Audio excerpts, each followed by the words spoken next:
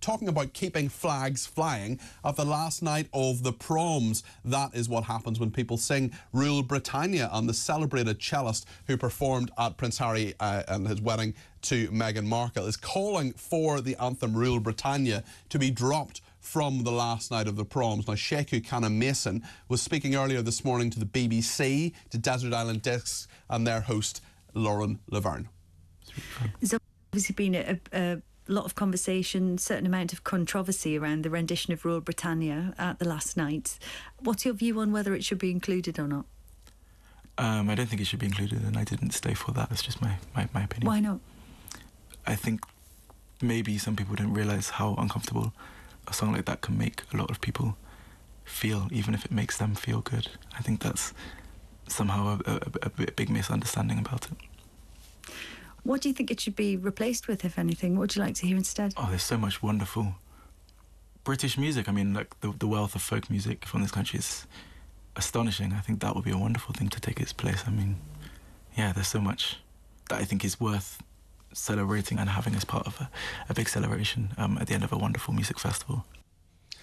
That was Sheku Kanneh-Mason speaking to Lauren Laverne on Desert Island Discs on the BBC. Presumably, Sheku did not choose Rule Britannia as one of his 8 discs to take to the desert island. He said it made people uncomfortable. Do you feel uncomfortable by Rule Britannia? Is that something that makes you uncomfortable? Do you think it should be replaced by folk music? I'm going to say my answer to that is no. The BBC was branded woke in 2020 when it announced that only instrumental versions of Rule Britannia and indeed Land of Hope and Glory would be performed at that year's last night of the Proms. I just think this is mad. Honestly, banning of pieces of music, says one texter, says, all I see at this moment in time is more and more division and as more and more bubbles that are created, with most certainly aren't getting champagne. Well, that's a very, very good point. I mean, what do we think about this? What do you think about this? Give me a call, 0344 499 1000. So we will find out. Sorry?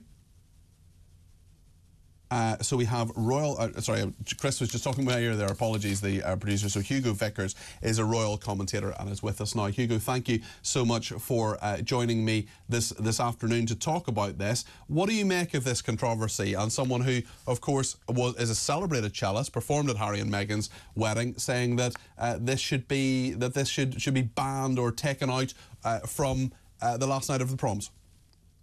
Well, first of all, he said it in a very gentle and polite way, and he did make it quite clear that that was just his personal opinion, and I'm sorry that he was upset by it.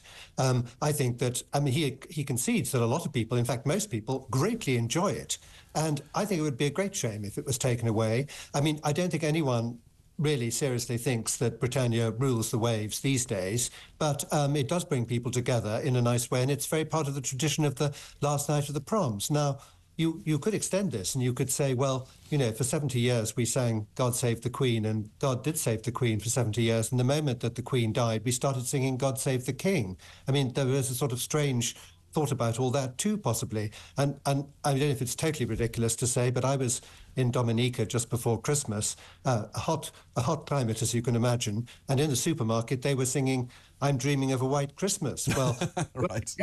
But I didn't. I just thought it was all rather charming, to be quite honest, and I'm sorry he's upset by it, but I don't think it should become a great national controversial issue.